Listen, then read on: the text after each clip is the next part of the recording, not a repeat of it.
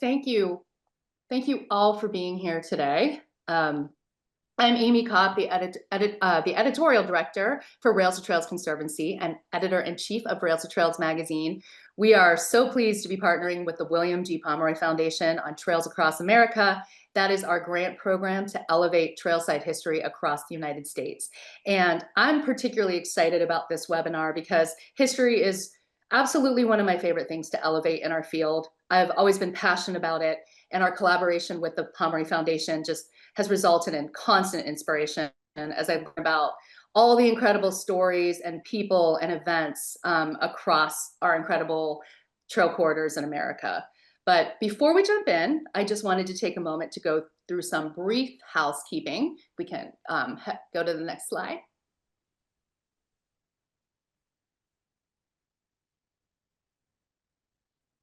Okay, thank you.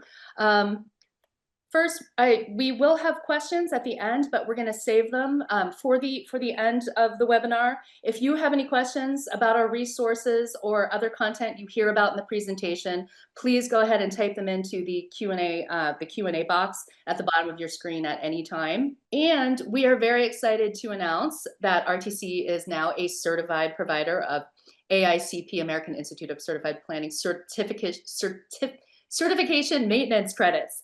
That's a mouthful. Participants of this live webinar will be able to claim 1 CM credit by logging on to the APA website after completion of today's webinar and searching for this event by its title or by the event number that you see on the screen. Next slide. And of course, we hope that you will join us in Cleveland, Ohio. That's October 27 to 29 for our Trail Nation Summit 2025. The summit, it's going to be really cool. We'll gather trail network visionaries, innovators, practitioners from across the country for 2 days of dynamic mobile workshops. There will be a lot of immersive peer learning sessions, networking, and relationship building to unlock the power of trail networks for communities nationwide. And more information and registration details are available in the chat or at railstotrails.org/trailnation and then /summit 2025. And registration, as a reminder, closes on October 10. So briefly, we are going to stop sharing just for a couple minutes. So today you all know that we'll be talking about the role of trailside historical markers in advancing community identity and cultural preservation, as well as best practices and research standards for identifying and documenting historical subjects for trailside interpretation, and specifically as they pertain to our Trails Across America marker program. But first, we do have a special guest here to welcome everyone. It's my pleasure now to introduce Steve Bodnar, who leads marketing and communications for the William G. Pomeroy Foundation. Steve, welcome. Thank you. Hello and welcome, everyone. Thank you so much for joining us today. I'd like to begin by thanking Amy, Eduardo, and the entire Rails to Trails team for your ongoing partnership and for hosting us. It's a pleasure to be here with you, and we have an engaging program ahead about the Trails Across America marker program and how you could be a part of that. Our founder, Bill Pomeroy, and executive director, Bill Brower, and all of us at the William G. Pomeroy Foundation are especially excited about this partnership and the opportunities it creates. For those of you who are new to us, the William G. Pomeroy Foundation is a private philanthropic organization based in Syracuse, New York, and we provide fully funded grants for historical markers nationwide. The foundation's story begins with entrepreneur and philanthropist Bill Pomeroy and his lifelong passion for history.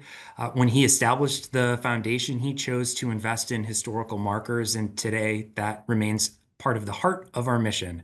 And you'll hear more about that and who we are and what we do from lead historian Susan Hughes during today's presentation.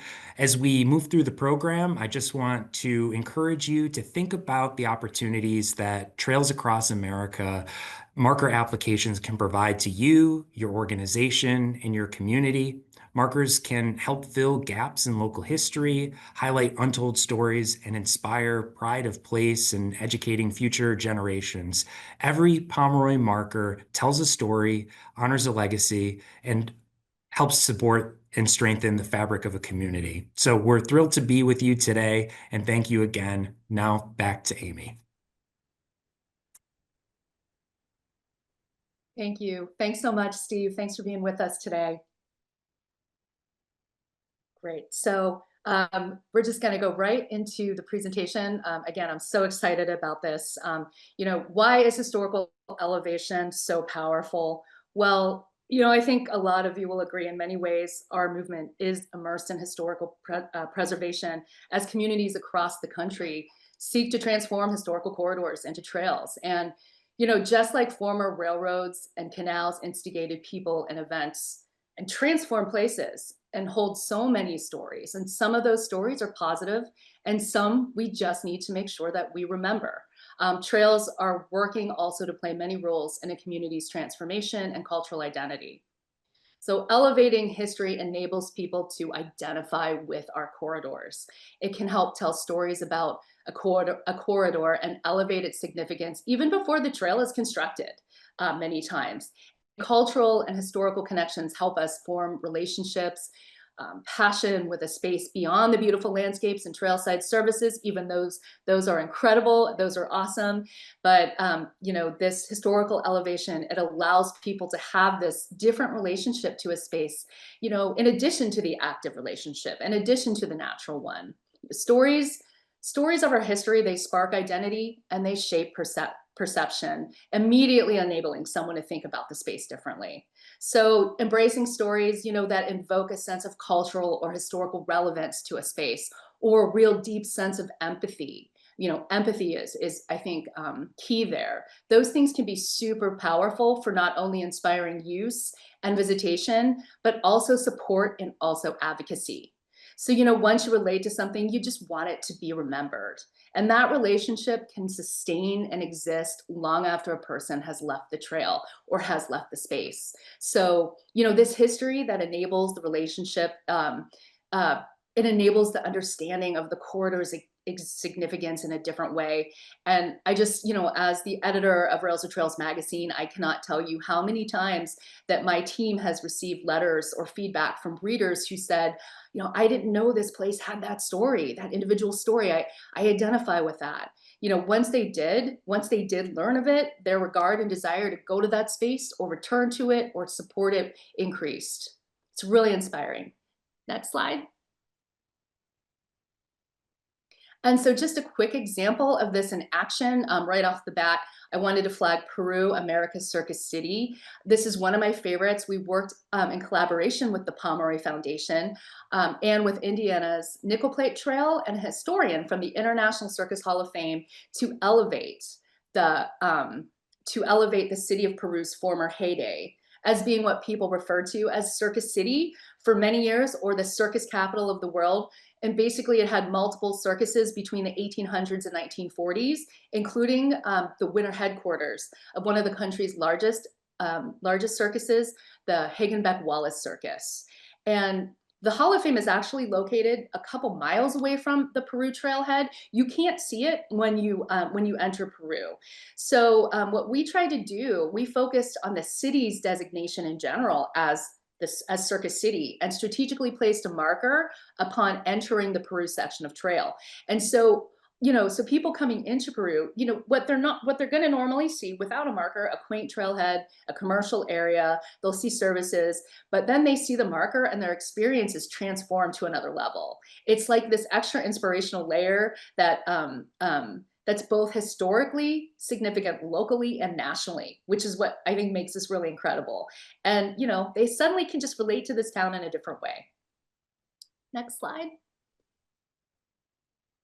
So many of you will be aware of there's a lot of national programs and funding programs that support the elevation or preservation of history. So what I wanted to do was flag briefly some of the related notes and crossover here with our marker program, and with signage programs, but specifically Trails Across America.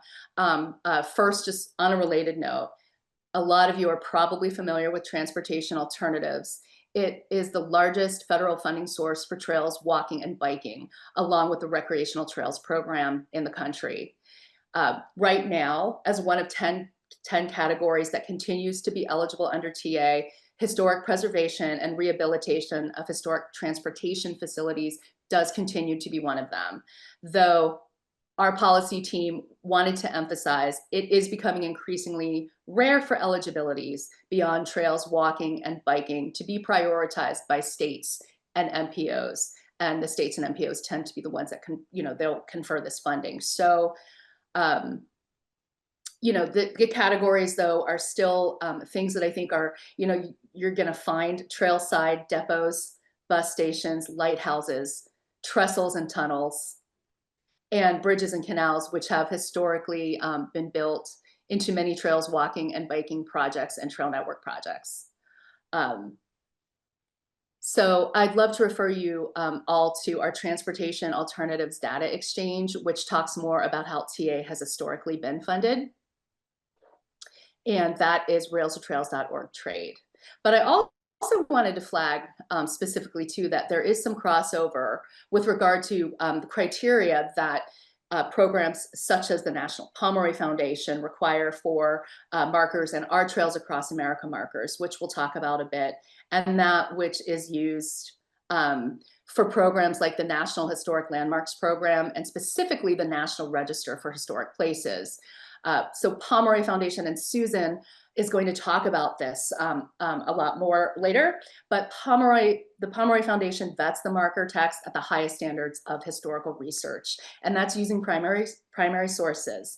And that validation and those sources can be really helpful. So once you have all of that research and this content, you can actually use it, and there's some crossover there with some of the requirements from programs such as the National Register of Historic Places. They, of course, have their own criteria. They have their own experts and historians that vet these projects, but there is crossover there. And likewise, if you are searching for primary sources such as original articles for a marker or other primary sources that we'll talk about later, sometimes actually, if you already know a historical register application exists, you can refer to that. Sometimes there's primary sources listed there that can be helpful for you if you are working on a marker. So there's a lot of crossover relationship. I also just wanted to flag too that each state has an official state historic preservation office/officer that plays a role in carrying out historic preservation activities, as well as nominating up to the National Register. So, in most of these states, if you go on their websites, so there's a link here, rtc.li state historic preservation offices. I won't read the link out, but if you go to that link, you can actually access the full list and check out their grant programs and their criteria as well. And I encourage you to do that. Next slide. So who or what or who actually makes a good subject for a historical marker? And I think that this is also true too for historical interpretive signage and other historical projects.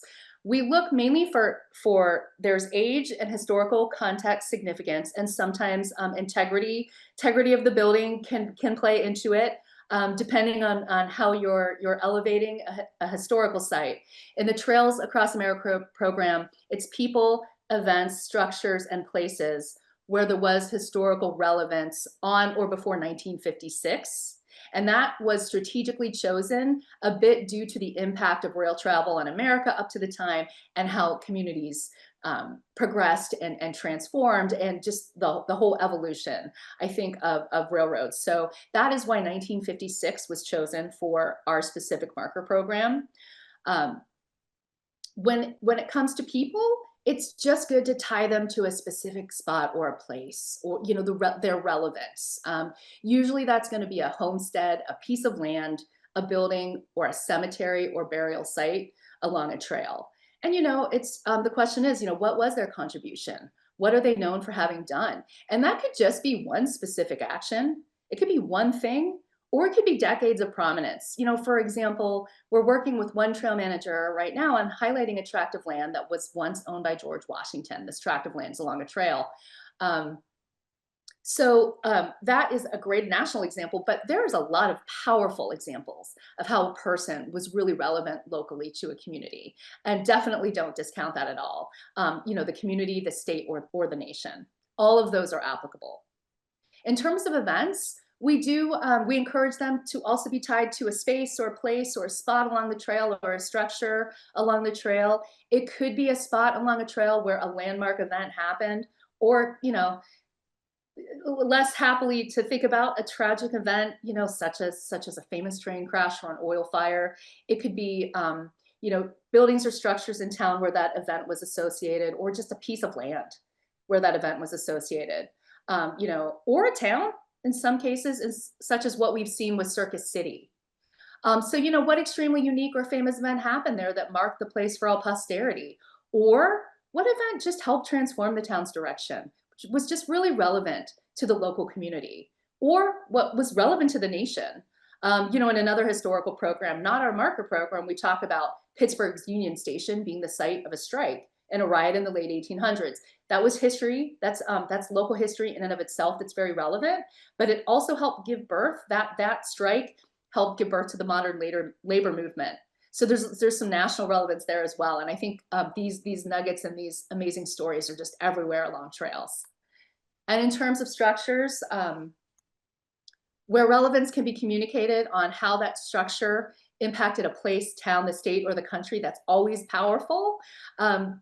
There is relevance in actually the unique design sometimes of a bridge. We have done that before, but often too, the structure itself just might have some additional meaning that can be really highlighted to events or to a town's transformation. Homes, buildings, depots, bridges, trestles, oil rigs, factories, mills, all of these things can be relevant. Old stores, old stores, that you're going to find in a town that was just developing along the railroad, things like that. A lot of times they are going to be tied to the transportation system, and that's what makes trailside structures, I think, particularly great fodder for this program, for the Trails Across America program in particular. But obvious ones, are former railroad trestles and depots.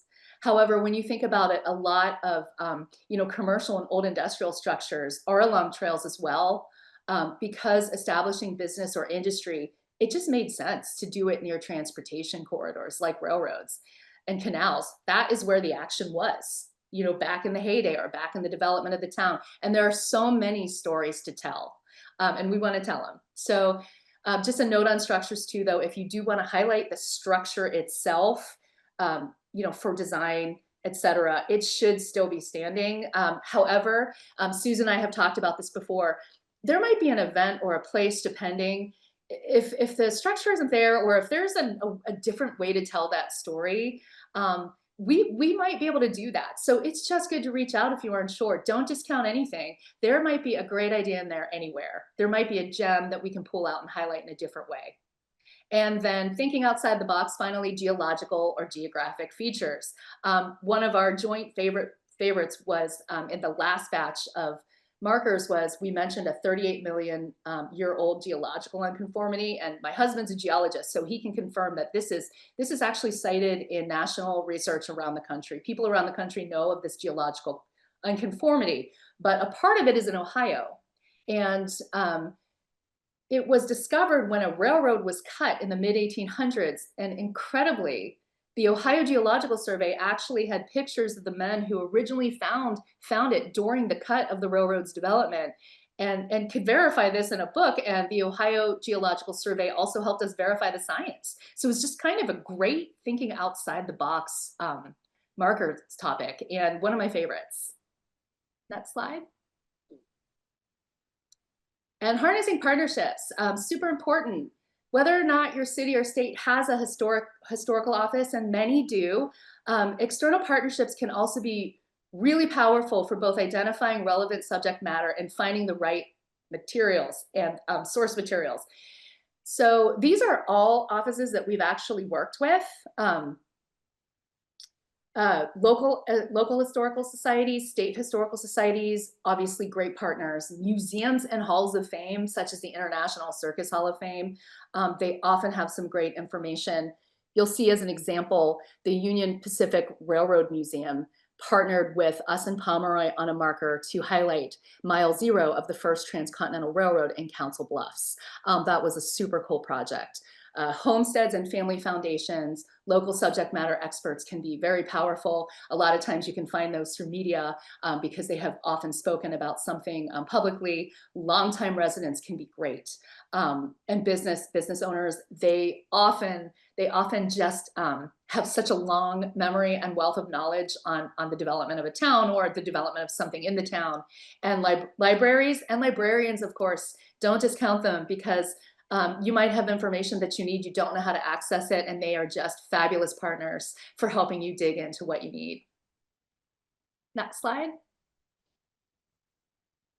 Okay, so through a partnership with Pomeroy, we are collaborating together to develop and install premium cast aluminum historical markers featuring unique places, people, and history along greenways, canal paths, and trails, rail trails.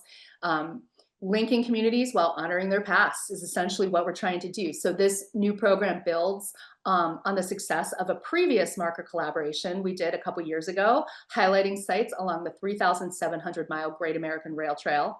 But this particular project, Trails Across America, all trails across the country are applicable. And I wanted to emphasize it's a very easy process. Rails to Trails Conservancy or the Pomeroy Foundation will be with you at every step. And RTC is essentially here to also help take care of a lot of the administrative work related to the different steps. So first step is you want to go to railstotrails.org/grants marker and submit your idea. There is a form there. The form takes about 20 minutes, but I would suggest checking out the form because there's questions you'll probably want to figure out in advance, so you can just type everything in, but it is not a super long, complicated form. It's pretty self-explanatory. RTC will then contact you for a collaborative planning and research discussion, and we'll also talk about what primary sources you have and or if we can assist in helping you find those. We're happy to do that. RTC will then submit an LOI through a special interface that we have with the Pomeroy Foundation. We'll submit a letter of interest. Pomeroy will go ahead, their historians will review that, and they will, for a technical reason, we'll go ahead and work with you on what you want that final text to be. We will make sure that that is a very collaborative process, and we'll go ahead and submit that final application, but that also includes a permission letter to install the marker on that specific piece of land that we are proposing, and the primary sources that validate all of the information on the marker. And again, RTC Pomeroy and the submitting organization, we will be very collaborative and make sure that we can support all parts of this process.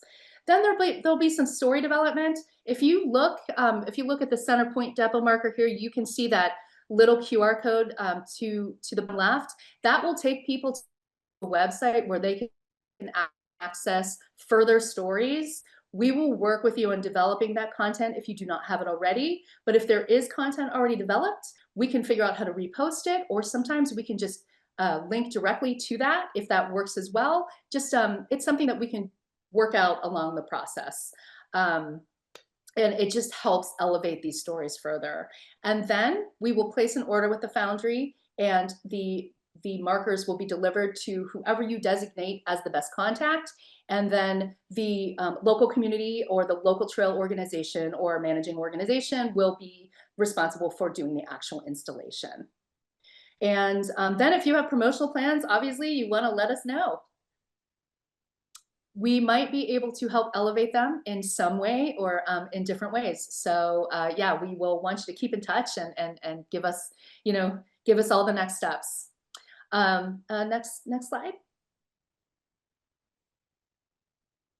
Just a few quick examples. I want to be respectful of time here, but this is a great person example. Edward de Cajota was one of 58 men of Chinese descent to fight in the US Civil War. He also went on to become a really successful businessman in Valentine, and he had a family. What he realized at some point was he had thought that he was an American citizen because of his participation in the war and his enlistment. And after realizing that he did not have it, he went on a very long legal battle to try and get it, but he was denied. He is remembered. His marker is along the trail by Mount Hope Cemetery, where he's currently buried, or where he is buried. And I encourage you to read up and learn more about that. And that is along the Cowboy Recreation and Nature Trail. I just think it's just such a great example because it's local. He was so relevant locally to the town of Valentine, but there's a national story there too. Next slide. And here is a great example, I think, of local relevance. The feed and grain mill. This is along the Heart of Ohio Trail at 108 North Hartford Ave, basically in Centerburg, Ohio. The railroad, when it came through, brought a lot of commercial and business opportunities to the town. And restaurants, businesses, services, they just began to pop up. This building was built in 1899. It served as a feed and grain and an agricultural center of activity for 100 plus years. Today, it just stands as a legacy of that area's farming heritage. I think it's a really powerful local example. Next slide. And of course, I just want to encourage you to elevate your story. We have the QR codes and a lot of our historical projects. We just really want to elevate them further with as much storytelling as we can. I think people really like that. You know, you want to give them the breadcrumbs. You want to keep them coming back for more. So in the marker program itself, we will certainly work with you to identify or to figure out the best way to elevate your story online. And of course, we encourage you to promote the marker and promote that history as much as you can. And I just wanted to refer you to a couple links here for inspiration. You'll see the rtc.li Pomeroy-marker-stories. That is a really great, that's a really great website. You can go and you can read through all the stories of the 12 markers that the William G. Pomeroy Foundation and Rails to Trails Conservancy produced in 2023-24. You can get some good inspiration there as well. And check out some of these links too. Our History Happened Here section might also give you some great inspiration for your own planning to elevate your own histories along your incredible corridors. And we had a great trailing history project that we did several years ago that also highlights historical gems, people, events, and places along trails. And that is highlighted through our Trailink website at trailink.com. So definitely please check it out. And I want to thank you all so much. And now I am so pleased to pass it along, to pass this presentation along to Susan Hughes, historian and archivist for the William G. Pomeroy Foundation. Susan? Thank you very much. Good afternoon, and thanks for that warm welcome, Amy, and also thanks to the Rails to Trails Conservancy. We're really excited to have this workshop today to discuss the newly launched Trails Across America program to bring a historical marker to a trail near your community. I'm going to begin with a very brief introduction to the Pomeroy Foundation and our mission, especially for those of you not familiar with us. So it'll give you a sense of who we are and what we do. So our goal is for you to have a clear understanding of how the Pomeroy Foundation markers grant markers work, the Trails Across America partnership, and as Amy said, how this grant program can benefit you and your community. As Steve mentioned, the Pomeroy Foundation is a private philanthropic organization established in Syracuse, New York, by entrepreneur and philanthropists, Bill Pomeroy. Our mission brings together Bill's two greatest passions in life, beating blood cancer and helping people celebrate their community's history with historical markers. Bill created the Pomeroy Foundation during his battle with acute myeloid leukemia. He found out the probability of survival was not the same for everyone and wanted to support others facing a similar situation. This was the impetus for our first initiative to improve the probability of finding appropriate donor matches or other life-saving treatments for blood cancer patients. Now, the for history part of our mission aligns with Bill's lifelong passion for history, and it goes back to his childhood. Bill has fond memories of riding the car with his dad, who was a traveling salesman, and seeing historical markers, and they would stop together and read them. And that really stuck with Bill and inspired him later when he established the foundation. Bill learned that New York State had stopped funding its marker program decades ago and had left it to communities to raise funds on their own. So this was the beginning of our first marker grant program, our New York program, and it became the springboard for many more marker grant programs, as well as our national education program. Next slide. At the Pomeroy Foundation, we help communities celebrate local history by providing fully funded grants for historical markers across several grant programs that cover a wide range of themes. Since 2005, the foundation has awarded nearly 2,900 grants for markers and plaques across the United States, all the way to Alaska. And if anyone is on the webinar here for Hawaii, we would love to add you as our 50th state. We're always looking for an application from Hawaii so that we can say we're in all 50 states. So please, please think about a historical marker for Hawaii. Again, the Pomeroy marker grants are fully funded and cover the entire cost of a marker, pole, and shipping. The applicant, of course, for all our programs, the applicant must apply through a 501c3 organization, like a historical society, nonprofit academic institution, local, state, or federal government entity, or tribal nation. Of course, in this instance, it's going to be with the Rails to Trails Conservancy. We also offer 2 categories of programs across all of our marker grant programs. Our signature programs focus on themes such as local history, food history, transportation landmarks, and folklore. And our partner programs, which are collaborations with organizations who share our mission to preserve and promote history, such as the Trails Across America program, which we developed with the Rails to Trails Conservancy. So that's the example today for a partner program. Next marker. These markers, obviously, the whole idea is to benefit your community, and communities do benefit from these markers. They educate the public, they inspire pride of place, and they promote historical and cultural tourism. After the marker is installed, communities celebrate by hosting dedication ceremonies, and these special events bring people together, including local partner organizations and especially public officials who love to come to these programs. And they also attract media attention. So by obtaining a marker, you're doing a service for your community and the public at large. The inscription on your marker is important and will stand for generations to come. Using primary sources is what sets Pomeroy markers apart. Our team of professional historians carefully review the primary sources to verify historical facts presented on the marker. This ensures that every marker meets our gold standard for accuracy. Applicants often tell us how much they value this process. Next slide, please. The Trails Across America program is a new national partnership between the William G. Pomeroy Foundation and the Rails to Trails Conservancy. The program provides fully funded historical markers across America's multi-use trails, greenways, canal paths, former rail lines, all of which have been converted into recreational trails. So, a few key points. Eligibility. Markers must be placed along the multi-use trails as defined by RTC. That means spaces protected from vehicular traffic, open to people of all abilities and backgrounds, and designed for multiple non-motorized use. The historical time frame, just to repeat what Amy mentioned before, the subjects are eligible up to and including 1956.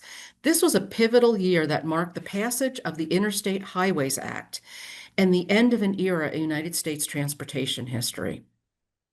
And the scope, with more than 42,000 miles of trail corridors across the country, the goal is to fund up to 20 new markers each year, connecting communities through the powerful combination of history and place.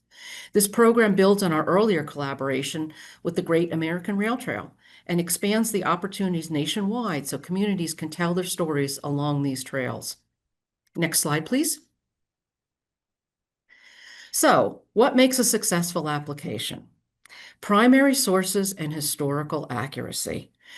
Please follow the guidelines and criteria that are not only on our website, but that also Amy will share with you once you contact her with your nomination for a marker.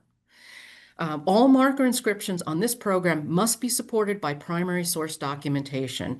And we have some handouts that Eduardo is going to be sending out to you that helps you identify primary sources and make these decisions. These primary sources ensure our markers are historically accurate, reliable, and educational for today and future generations. Please clearly cite and label all sources and highlight relevant text. So we know where the source came from, and if you're sending us a multi-page document, we know exactly where to look so we don't have to read the whole document, and it's very helpful to us. So what's the difference between primary sources and secondary sources? Primary sources provide firsthand testimony or direct evidence concerning the subject being researched. They're usually created at the time of the events, and examples would include diaries, photographs, census records, deeds, any type of legal filings, newspaper reports about the event published at the time of the event. Secondary sources analyze, report, summarize, and interpret. These types of sources are one or more steps removed from the event, which is why we don't allow them for providing or supporting the facts on the marker. Examples of secondary sources include reference books such as encyclopedias, local history publications, textbooks, or magazine and newspaper articles that analyze past events.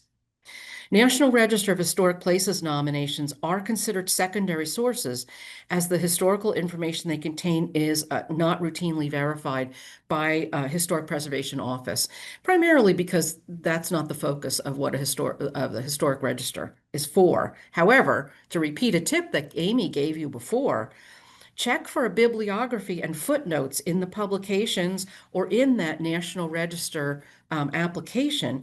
These may lead you to the primary sources that the author used.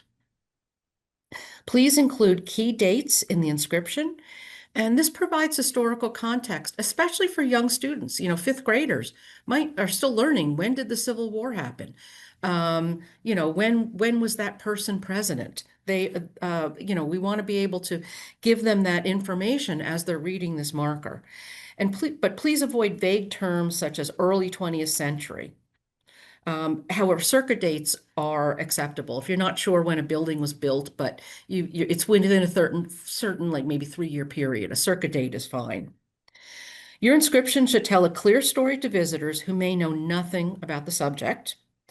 And we want the text to be accessible to those as young as 5th grade, new Americans, and those visiting from outside the state or county or even the country that know nothing really much about American history. The land permission and marker location, again, Amy touched on this. The markers must be installed near the original structure or site of the historical event. Applications for structures that no longer exist or are slated for removal, unfortunately, will not be successful. We feel it's very important to historical tourism for people to have something to look at, especially if you're talking about a building. We want the text to tell the story of what history happened here and show the importance of the place. Please ensure that any site that is the subject of the text is publicly accessible and safe for visitors. Now, when I say public accessible, can you view the site from the marker? If it's someone's home, it may be a private home, and obviously you don't want people, traipsing all over a private home. But if people can comfortably stand out on the public sidewalk and look at the building, we consider that accessible. We don't approve markers that require trespassing on private property to see the building or the structure or the site. We want to be good neighbors. So that's what we keep in mind. And when you send it in, We'll look at where the location is and we may have some suggestions where we feel it would be a better place to put it. We're happy to discuss that with you. If the marker placement is also near a roadway, please think about whether or not there's a safe pullover site for a car. Because while primarily we're looking for the trail, be aware of if there's a road that goes along, those markers are going to attract interest from people passing by in cars. And it would be really nice if they had a safe place to pull over or a parking lot to pull into so they could go back and read the marker. We do have a style guide, and that is another thing that's going to be sent out to you. We're sending you a documentation worksheet that we hope will be helpful as you're looking for these primary sources. And the last page on the documentation worksheet is a style guide. Please use all 5 lines of the text on the that you get on the marker to tell a clear and engaging story. Please avoid jargon, profession-specific abbreviations, or language that only insiders would understand. The foundation has developed a distinct voice for markers we've developed over the years. And again, review the style guide handout for this kind of guidance. We want to focus on clarity and historical accuracy, rather than perfect wording the first time out. So we're happy. Think about the wording last, honestly. We're happy to give you feedback and make suggestions. We understand it's kind of like writing poetry. If you haven't done it very much, it's hard to think about, how do I fit this all in on 5 lines? And we are happy to help you with that. So don't worry about it. We also have a marker map online, as does Rails to Trails, wgpfoundation.org. You can explore existing markers, and this will help you understand the scope and style of historically significant subjects and may provide some inspiration for your own inscription. The map can guide you in identifying locations that already have existing markers or sites that may be eligible for a new marker. Next slide, please. I just want to briefly highlight our national education program for those of you who are in the education field. This initiative turns historical research into applied learning experience where students can conduct original primary source research, prepare a grant application, and if successful, see their work culminated in a fully funded historical marker, as you can see these 2 high school students in the photo. It's also an opportunity for schools and educators who may want to incorporate a project like this into their curriculum. Students not only learn valuable research and writing skills, they also make a lasting contribution to the community through a Pomeroy marker. And please go on our website or contact us, and we're happy to give you more information on that. And I will turn it back to Amy, but we're ready to take questions about our application part or anything about the marker program.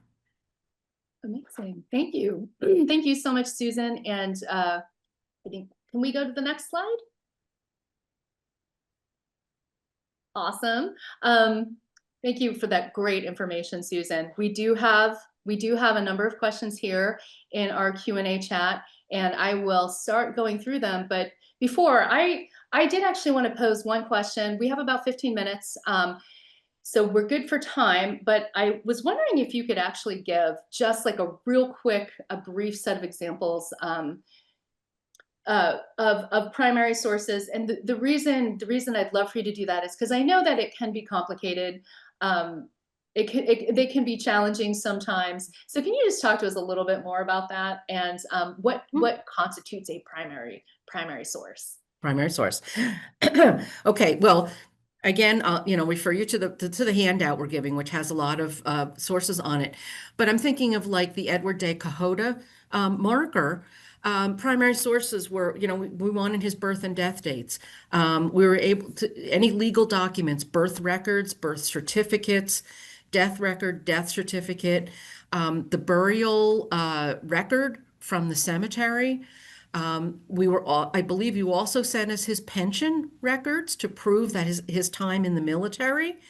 And you were also able to send us some of the legal records, and I believe also newspaper articles about his fight to become a citizen and how he still had not was able to obtain citizenship at the time of his death. So those newspaper articles, which were written and published at the time the event was happening, and if I remember correctly, I think some of them also interviewed either Mr. Kahota or his family about his fight for citizenship. So those would be considered primary sources.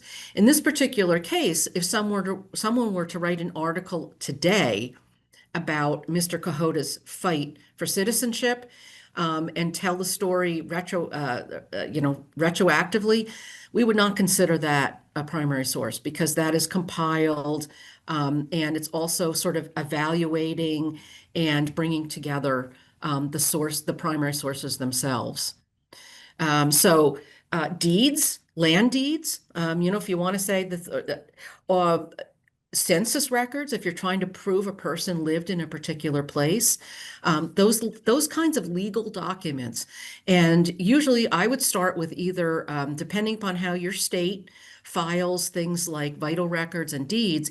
So you're either going to go to the city office or the county office. Depending upon your state. And copies of, these are all things like deeds, and a lot of vital records are considered public records. Now, vital records, it varies from state to state. I would suggest, you mentioned librarians, go to the public library. A lot of public libraries have access to ancestry.com, which is a paid website. But libraries have subscriptions, so you could actually go to the library and use it for free. And they have lots and lots of primary source information listed there. That's great. Thank you. Yeah, primary source work, again, I did want to say that for anyone who applies to this program, and we do have a viable LOL, or LOI, if we don't have all the primary sources right away, I mean, if you do have some, that's fantastic. Please let us know. We will need those to verify the marker text, but if you don't have them, Rails to Trails Conservancy is happy to assist in the search for those. And I know Susan has also been really great about helping when I'm really stuck on something in the past. So we're kind of a team, and we're all here to help each other out. Exactly. Absolutely. And it's fun. It's really fun too. Finding primary sources can be a lot of fun. I do have a question here. Are there specific eligibility requirements for this program, such as type of entity / individual, et cetera, or local match? And I think that I can answer this one, Susan, as basically that it's really the entity will have permission. It could be a historian. If you are a historical society and you're not the trail manager, or you're the trail manager but you don't own the tract of land, the organization itself, we're open. It's more so that we need verification of permission to put that marker on the trail. There is no local match required. And Todd has asked, can we apply for funds to pay for a state historic marker along a trail? Actually, not through the Pomeroy Foundation. Thank you. Yeah. I think with this particular program, if I understand the question correctly, yes, you are applying for our specific markers. They will be funded, and we will help develop them with you. But it is this specific. This is a Pomeroy Trails Across America program. Okay. Amanda has asked, would the birthplace of a blues musician be a good fit for this program?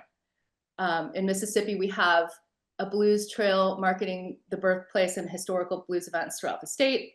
These places have markers similar to yours. Many of these communities have Rails to Trails walking paths.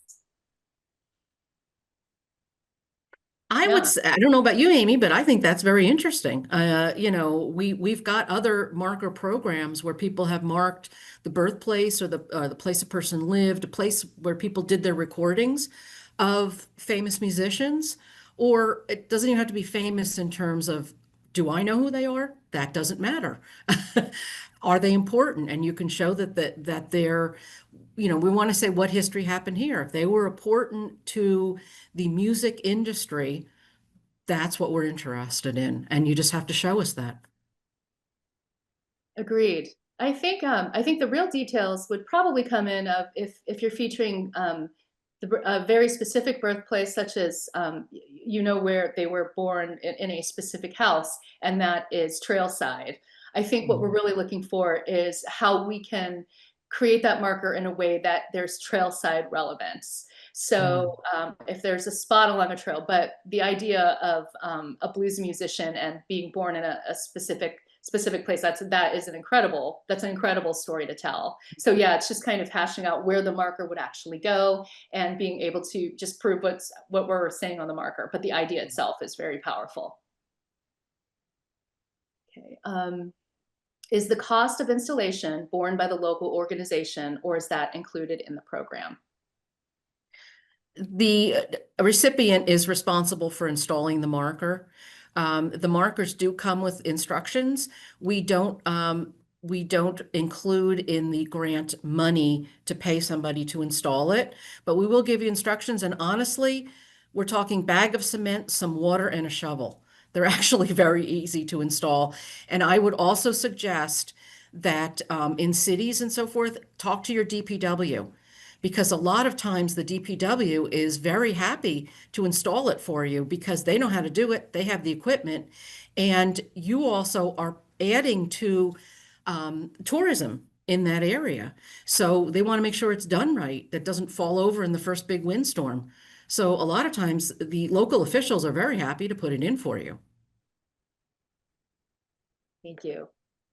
Okay, next question here. Can a community or organization propose a series of several markers that highlight different aspects of the history of an area to create a new trail? I would actually say we are really looking to elevate physical trails and the stories around physical trails. So well, I know that, Susan, your foundation actually has programs that are more historical trails in nature and aren't physical on the ground trails. For the Trails Across America program, we would want the markers to actually be drawing attention to actual trailside sites. Yeah.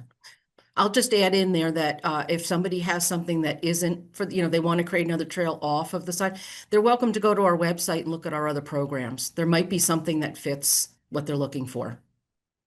Excellent. Okay. That's a great suggestion. Okay. Next question. So Charlie asked, did I miss applications must be submitted? Yes, as I mentioned, the application is the initial idea submission application. It's very brief. It probably will only take about 20 minutes, but you do want to scan it to look at the questions because there's information you'll want to figure out in advance. And again, at the bottom of the chat, the link is posted. That's railstotrails.org/grants.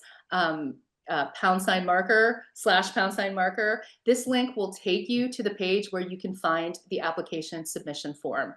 And just to emphasize again, not to sound like a broken record, but it's not a long and complicated application submission form. It's just very specific. It is specific, and there is specific information that we'll want to know.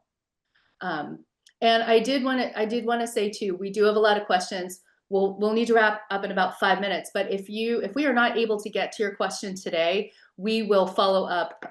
We can follow up with you via email when we send out our information, our follow-up information. So your questions will be answered at some point, or I am also going to put my email in the chat right there. Please feel free to contact me as well. Another question, markers be put along a natural trail, not paved? And that answer is yes. Trails take many forms, and some of them are paved and some of them are not, and we are happy to entertain it. Again, it is really more about the validity of the idea itself, and if we can figure out how to verify that. But yeah, the trail can be any multi-use trail in the country. We have a question here. If a marker is placed along a bike trail, is that acceptable for the application? If I I think what you're asking is if it is applicable, if a bike trail is applicable, and that answer would be yes. Again, if the corridor itself has some historic validity that you want to make note of on a certain section of it, or or there is another site, it's really about elevating whatever event, person, or structure or historical relevance is at that specific spot along the trail. And if I did not answer your question, please feel free to follow up with me. Does the grant pay for just the signs or also installation? Just in case Just you missed it, yeah. Susan, go ahead. Go ahead. Oh, I was going to say it pays for the marker, the pole, and shipping. It does not pay for installation. So, and as I think Susan had mentioned, a lot of times you're going to want to probably manage that installation yourself for many varieties of reasons. So we do leave the installation and the plans for that to the local entities that own the property and manage the trail.